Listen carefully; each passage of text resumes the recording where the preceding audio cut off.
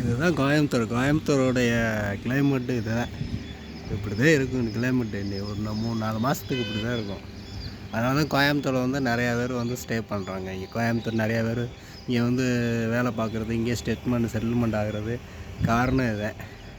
கேரளா வந்து பக்கத்தில் இருக்கிறனால உங்களுக்கு வந்து இந்த ஹில்ஸ் வந்து அப்படியே இறங்கும்போது கோயம்புத்தூர் ஃபுல்லாக வரும். கோயம்புத்தூரில் வந்து 75% ஏரியாவுக்குள்ளே போகும்.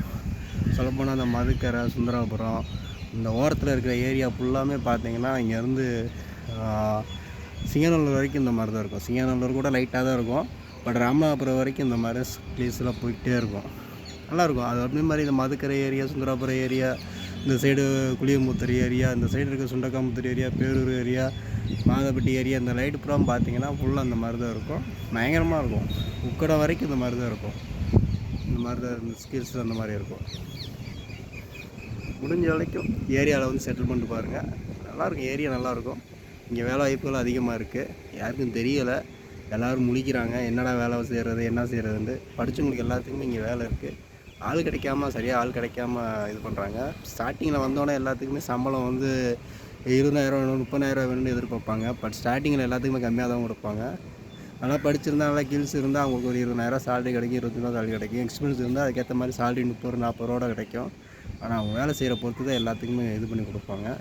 ஆனால் வேலை இருக்குங்க, ஊருப்பட்ட வேலை கிடைக்கு. லேபர் வேலையிலேருந்து படித்தவங்களுக்கு எல்லாத்துக்குமே வேலை இருக்குது.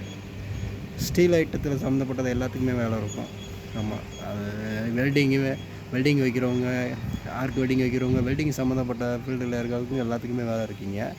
அப்புறம் சிஎன்சி மிஷின் ஓட்டுறவங்க, அப்போ கேட் இந்த டிசைனிங் பண்ணுறவங்களுக்கு, இந்த மாதிரி இதுக்கெல்லாம் ஆள் நிறைய தேவைப்படுதுங்க.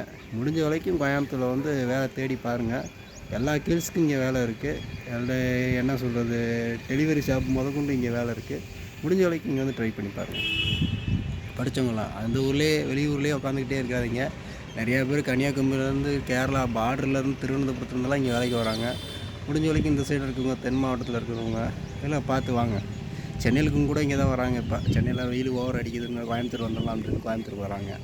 முடிஞ்ச வரைக்கும் நீங்கள் அந்த சைடு அங்கிட்டு இருக்குங்க படிச்சுக்கிட்டு சிவகங்கை டிஸ்ட்ரிக்கு, காரைக்குடி டிஸ்ட்ரிக்கு, அந்த சைடு இருக்க ராம்நாத் டிஸ்ட்ரிக்கு, இங்கிட்டு இருக்க அருப்புக்கோட்டை, தூத்துக்குடி, அங்கிட்டு திருநெல்வேலிக்காரங்க, அந்த சைடு இருக்கும் தென்காசிக்காரங்க, இவங்களாம் இங்கிட்டு இருக்கவங்க பூராரும் முடிஞ்ச வரைக்கும் இங்கிட்டு வேலை வாய்ப்பு நிறையா இருக்குது. முடிஞ்ச வரைக்கும் வாங்க.